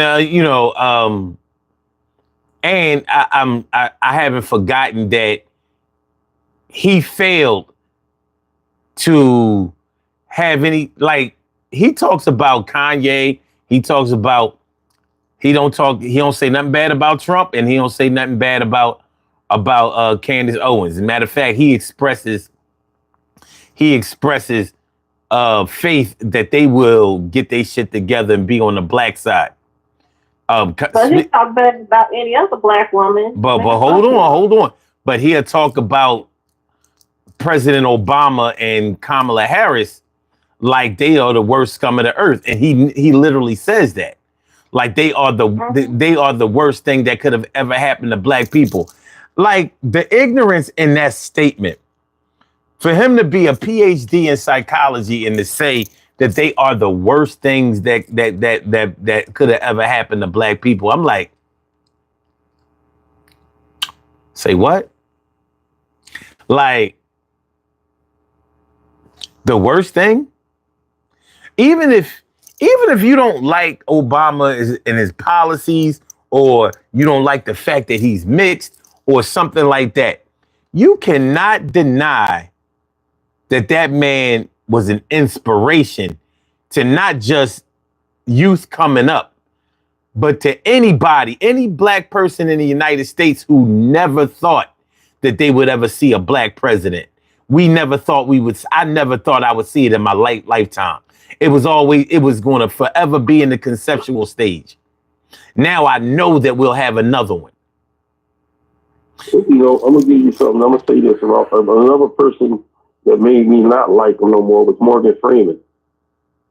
Because Morgan Freeman got on YouTube, but he was being interviewed by somebody. He said, "Well, Barack Obama is not the first black president." He said, he's telling the truth. He's not. Well, he wasn't talking. He didn't mention the first black president that you're thinking about. His logic was, well, he has a white mother. And if you really want to get deeper, that's not true. He has a white mother, but he has a black father. And the most dominant chromosome is the male chromosome. Therefore, he's a black male. But you're saying that to knock down, you're a black man and you're knocking down another black man for what? What benefit do you get from that? What benefit do you get from that? You know, why though? It's like me getting on. It's like me getting on your fucking live stream and just disrespecting you. What benefit would I get from that, son? First of all, I'm gonna lose a brother. I'm gonna get cursed out by channels before I hang up the phone. You know, everything falls down from that. There's no benefit. There's no benefit from that. The benefit comes with the fact that you respect this man and you have an understanding that what he did opened the doors for other situations that can really happen. You know what I mean? Mm-hmm. So, I mean, that's the thing that's bothersome to me. People stop trying to throw people under the bus or try to make a viral moment or try to even just like Kim said yesterday about the girl, what's her name, Ari Lennox? Mm-hmm. The stupid shit that you say out your mouth, you throw in the TV show Martin and Bernie Mac, two of the most high-rated African-American shows on TV. You throw them under the bus because of your fucking thin-ass skin? How old were you when these shows was out? Now you bringing this shit up? You want a viral moment off of something that you're not going to get a viral moment off of? Oh, no, she didn't. It went bad for her. Yeah, it did. You know, stop it, man. It's the status quo. Like, and then sometimes your black person just throw their own shit under the bus. Like Black Lives Matter. They threw their own stuff under the bus by doing the stupid shit that they done with the money. Mm-hmm. You threw your own stuff under the bus. That's the shit that's bothersome to me. That's the shit that's like, why give these motherfuckers talking points? You gave them a talking point. Hold on, let me, speaking of talking points, let me handle something real quick. Let me say fuck Nipsey Russell and fuck, what's his name, Moolah Ryder. First of all, we talk about what the fuck I say we talk about on this show, not what you want to talk about. So whether y'all, you know what I mean, y'all efforts to try to divert the attention away from whatever, don't nobody give a fuck about nothing y'all got to say. So I want to invite, let me put it this way. Nipsey Russell, you can eat a dick. And Moolah, you provide the dick that Nipsey Russell is going to eat.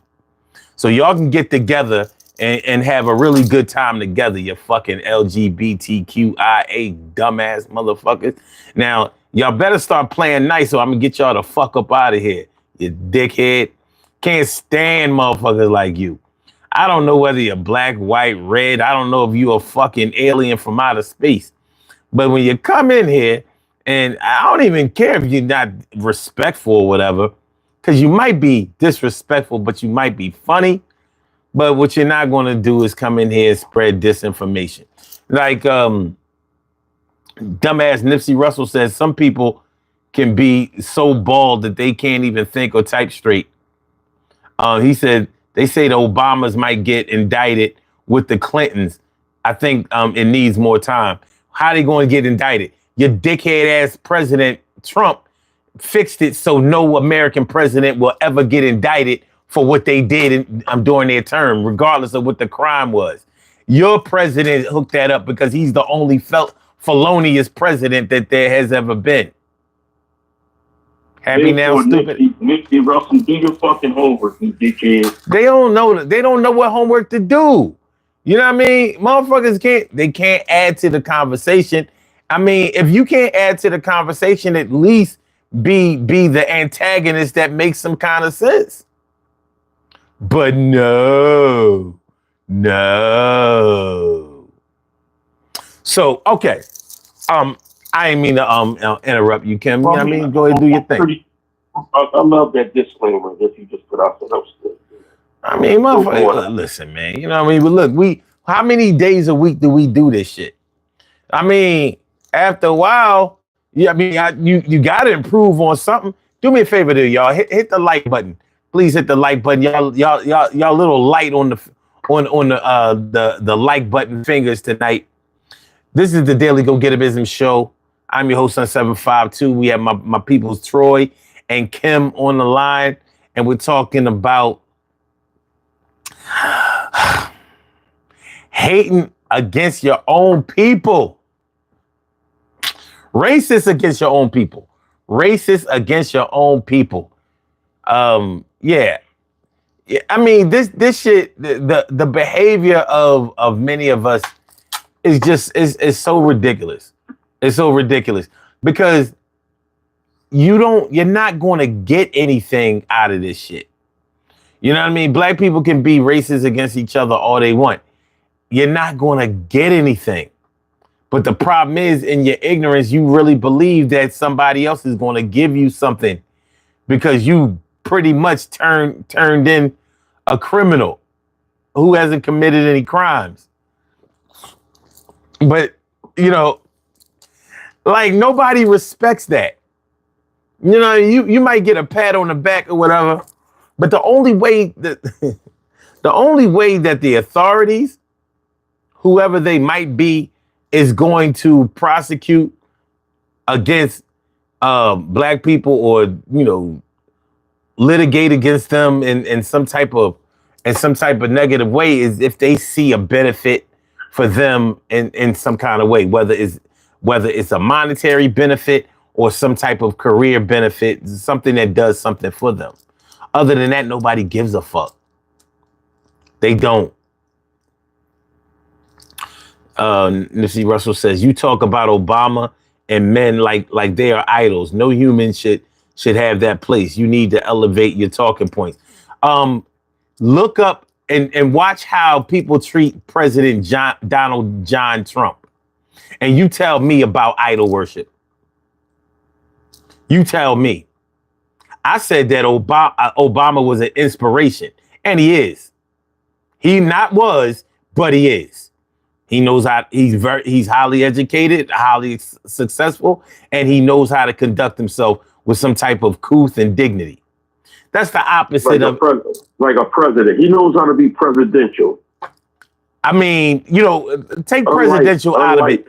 Take presidential out of it. He serves as a decent example that somebody could follow or duplicate or at least get a positive example from.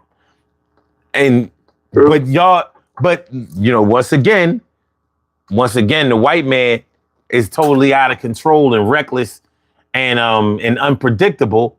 Well, predictably unpredictable, and you know, y'all just shower him with gifts and shit, gifts and love.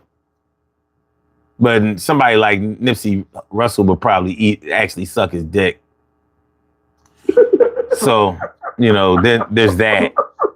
You gotta recognize when motherfuckers, you know what I mean, dick is getting hard over another man. You know what I mean? You thinking that they just like the song that's being sung. You don't understand. That motherfucker watching porn. So it is what it is. Mad's man says fell for the act with Obama. You probably fell for the act with Trump. But you got Trump right now. How's it working out for you? Go ahead and lie and say that you're satisfied, because you will be lying. You're lying. I guarantee you one thing. He's still waiting for them Epstein files. Look, so like we got good trolls coming through now. We got a little bit of time. All right, so okay, so all right, Mad's man, what's his name? Nipsey Russell is sucking Mullah's dick, but you can get in on this. Let one of them put a finger in your ass or something like that. So listen, y'all can do this. Y'all can do this. I see that y'all representing the LGBTQ. You know what I mean? I don't support that shit, but I'll support you. Hey, Kel, can you do me a favor? Can you say something about some of these people who are just trolling? Oh, you know what? Whoa, I just thought of something. If Nipsey Russell is sucking Mullah's dick, somebody's ass is sticking out. There you go, Mads, man. You pick them.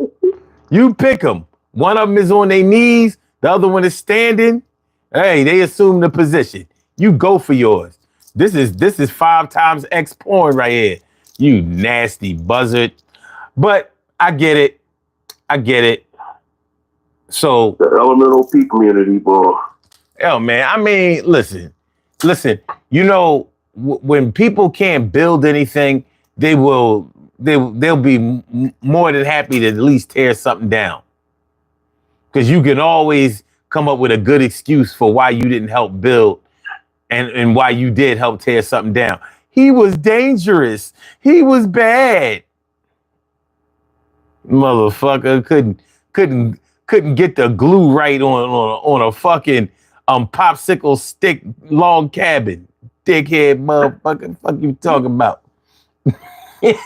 Fuck you talking about? Right on a popsicle stick. Yeah, couldn't even build a fucking popsicle stick log cabin. You know what I mean? You can always tell the autistic motherfucker that couldn't even make a good paper airplane. My cousin is retarded. He makes a hell of a paper airplane. That shit had aerodynamics. Your shit kept taking a nosedive. Put a paper clip in the front of that motherfucker. It might hurt. It might help. It might help. Motherfucker he took up a whole damn he took up a whole loose leaf binder of paper trying to make a decent paper airplane and failed. It failed. Yo, shout out to the Wright brothers. This shit don't make no sense, son. This shit don't make no sense. Nah, man. Don't start eating don't start getting on my dick. No. This is for women only. You get over there with Moolah and Nipsey Russell. Y'all threesome. You know what I mean? Y'all get y'all little menage a trois going on. You don't come over here. No. Come on, man. Come on, man. Don't try to get. You know what I mean? Don't try to get. Look, these motherfuckers trying to laugh now and shit. The fuck out of it. No. No jokes for y'all. And Nipsey Russell, what are you doing? You ain't never going to bust if you too busy writing. You supposed to be sucking. This motherfucker can't follow no instructions and shit. Oh my gosh. It must be his first day. He just came out the closet today. Dumbass motherfucker. Jesus said these trolls are deep in their post-masturbation shame cycle. come on in here in the last half hour to work out their frustration. Listen, man, it's late at night. Motherfuckers they ain't got nothing better to do. Look, this motherfucker Maz, man, he gonna fuck around and subscribe to the channel. You know what I mean? We done turned out we done. He's like, oh my God. Oh my God. I thought I was really going to get to the guy. You know? Let me subscribe.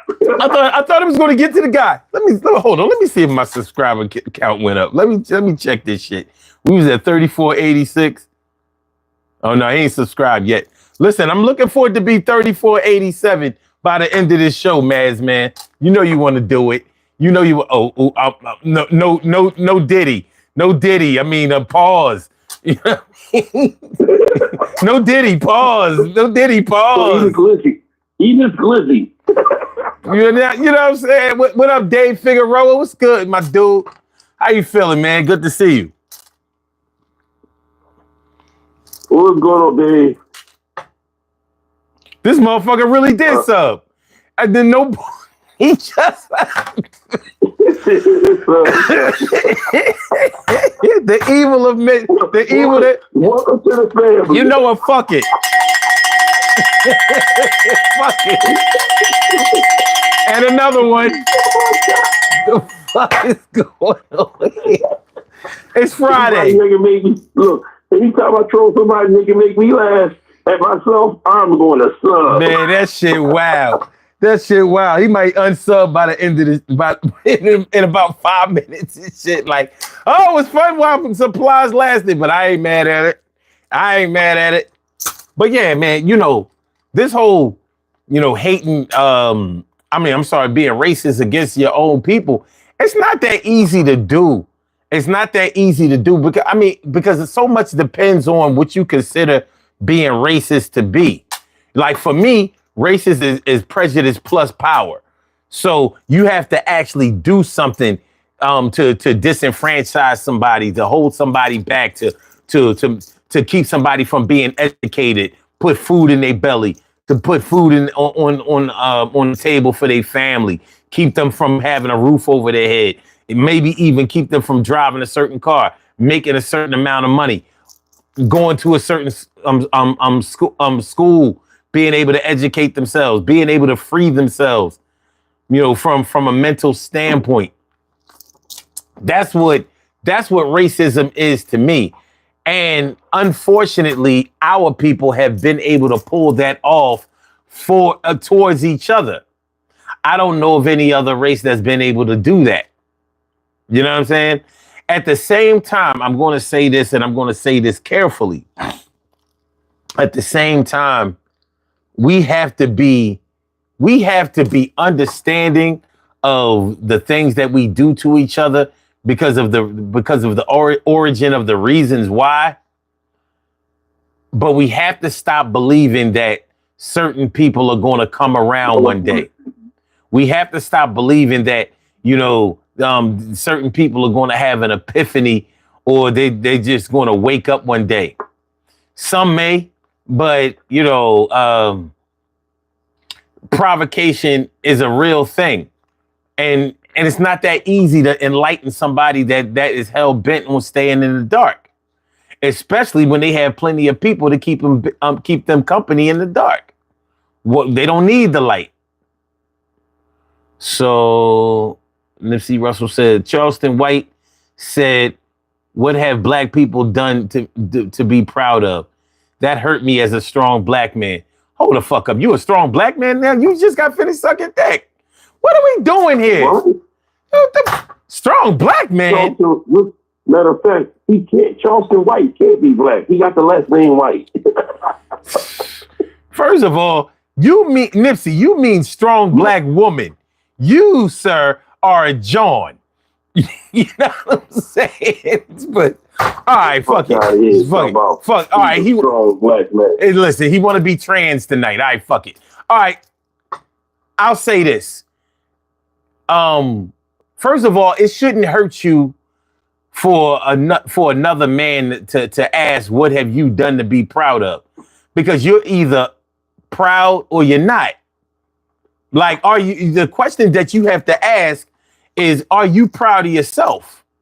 Like, and ask yourself, what have you done to be proud of? Now, shit, you can be proud of anything from financial or spiritual growth to just the fact that you have grown an inch or went to the gym or disciplined yourself to eat better, read more, do better, treat people better, have better understanding.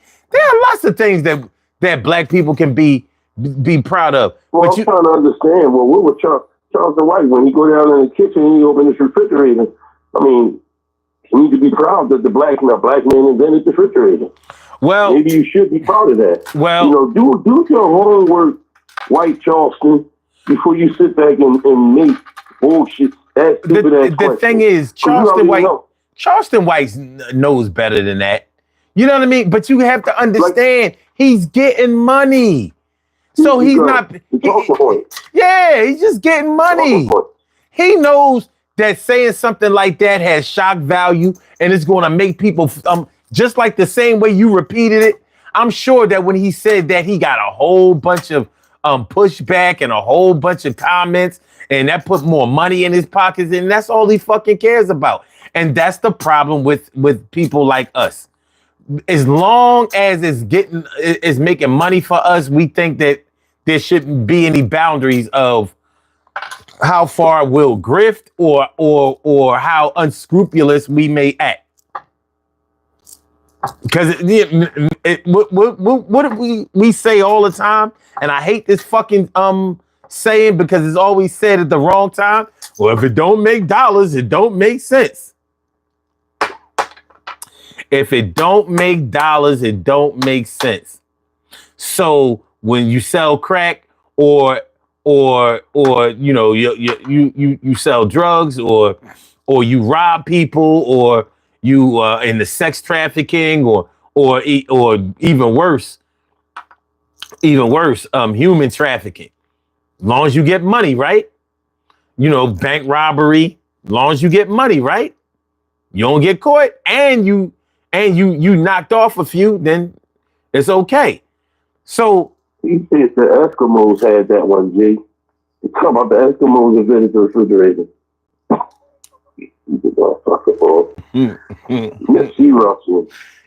Maybe they should make it wouldn't make sense to make a refrigerator that looked like an igloo, but an igloo is warm inside, so maybe that would. Anyway, can I just say something to Nipsey? Nipsey Russell, you have Google, you have YouTube, do your homework. You're that hurts you as a strong African American, but you don't know about what African Americans did yourself, just like White Charleston. You know, so do your homework, man. All right, man, we gotta get ready. We gotta get up out of here. It's Friday, but it ain't Friday enough. It's Thursday. It's the Thursday version of Friday. Hold on. So, you never told us about the music thing, Mark.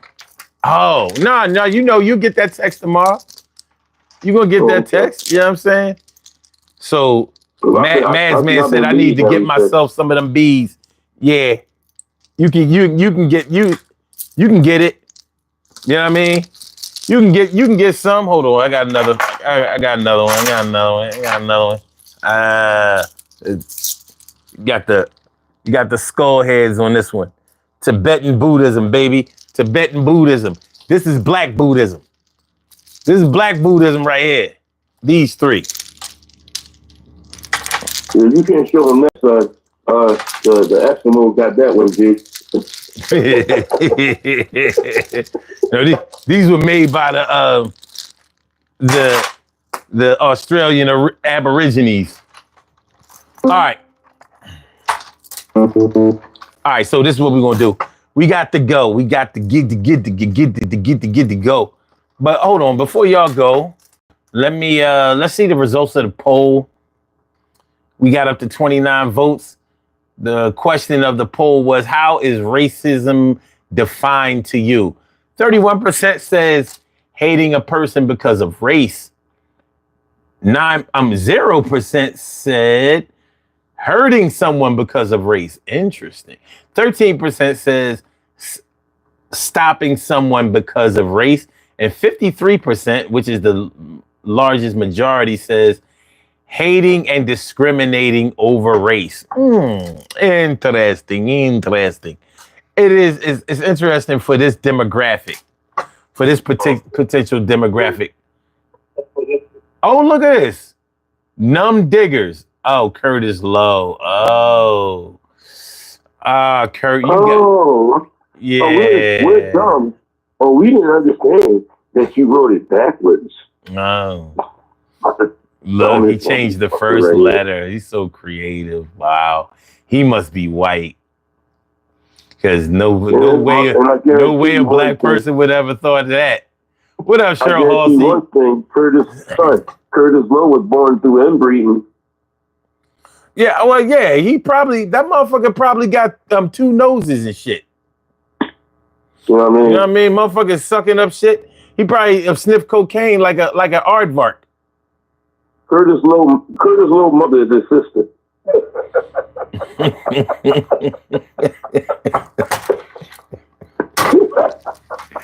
Yo, y'all, make sure y'all hit that like button before we get on up out of here. All right, Troy, I gotta let y'all go. Oh shit. Damn, they got hung up anyway. Ain't this about wait a minute, are they going? Hold on, me. Oh yeah, they going. My bad.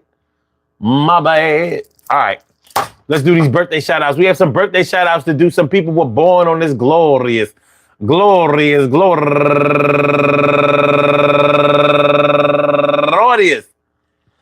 August 14th, and they deserve to be acknowledged. So let's go about our business of acknowledging them and making them feel special because they are special, because they are special, because they are S-P-E-C-I-A-L. They get the R-E-S-P-E-C-T. They are S-P-E-C-I-A-L. They get the R-E-S-P-E-C-T. They are S-P-E-C-I-A-L. They get the R-E-S-P-E-C-T. They get number 1 out the box, Monique Pines. And also Clady Perkins, and Chai Q Woods, Janice McDonald, and she's raising money for Autism Speaks. And also Nita Herbert, Cheryl Denise, Jamie Coates, Dammy Martins, Sandy Benedetti, Gina Best, comedian Rock Living, and last but not least, Molefi Kate Asante. I want to say happy birthday to all of y'all, and I hope that today finds you all in good health, happiness, mind, body, soul, and spirit. And that goes out to each and every person out there born on this glorious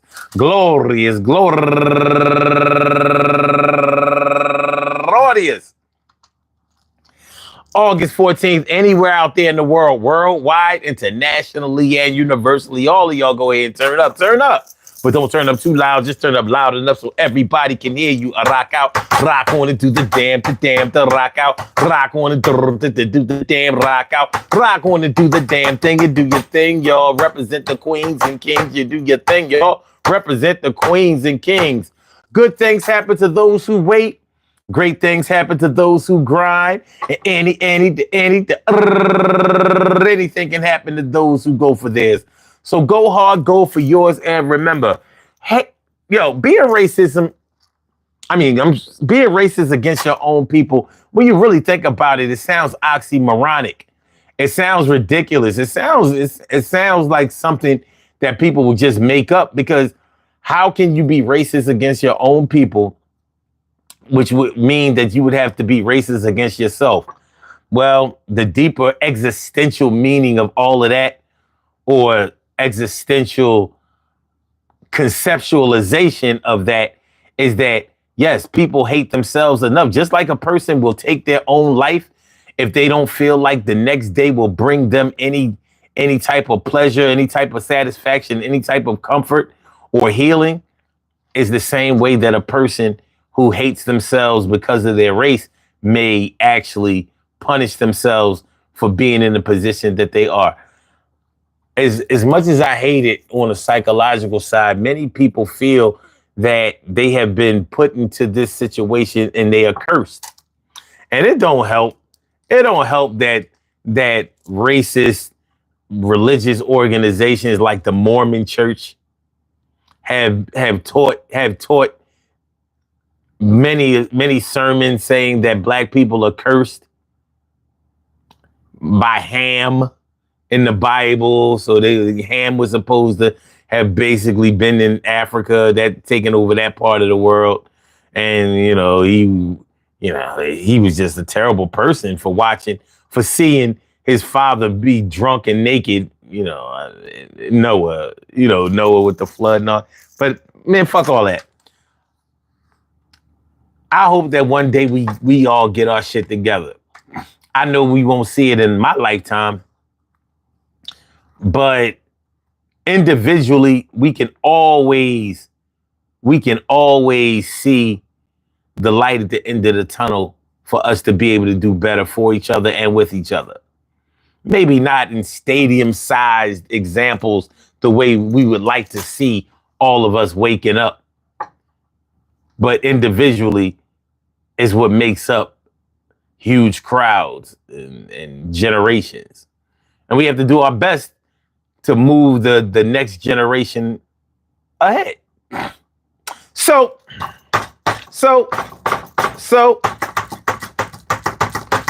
I want y'all to have a great day. Yeah, go to bed right now. And I will say that it was a great time being here, and I'm going to do it tomorrow. And let's make the thing clear.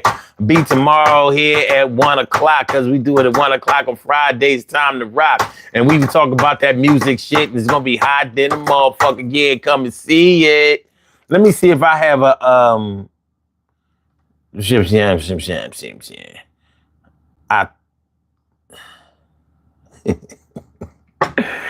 all right. Peace to all my day ones, my everydays, and my brand news. I love y'all to death. Resuscitate y'all. I love y'all right back to life. We will be back tomorrow night at 1 a.m. instead of 2 a.m. tomorrow night. So what I'm thinking about tomorrow... Let me see. Nah, I got y'all. The music show is tomorrow. Make sure y'all come through. It's gonna be hot. Nah, man, it's 1 o'clock tomorrow. 1 a.m. Eastern Standard Time tomorrow. That's when we start. Not 2 a.m.